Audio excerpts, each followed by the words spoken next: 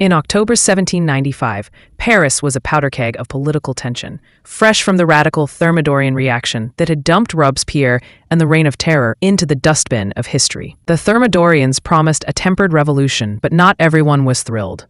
The Royalists, those die-hard fans of monarchy, still dreaming of powdered wigs and absolute rule, decided enough was enough.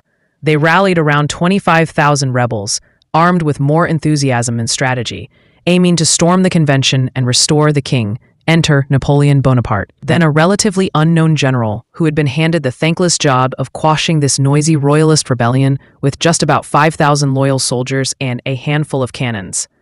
While the odds seemed stacked heavily against him, Napoleon's brilliance shone through.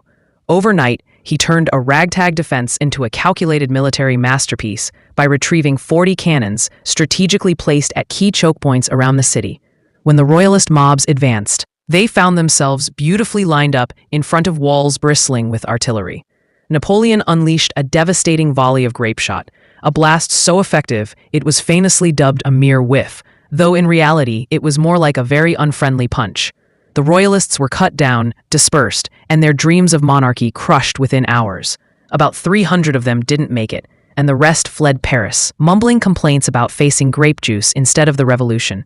This decisive victory not only saved the revolution, but also catapulted Napoleon into the spotlight as the new defender of the Republic, earning him a promotion and an unspoken promise of future power.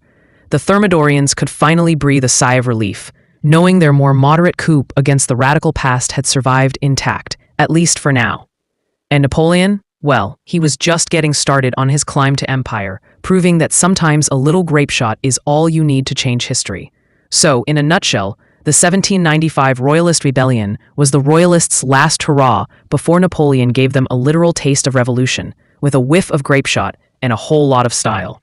History, as they say, can be surprisingly sharp. And surprisingly funny, too.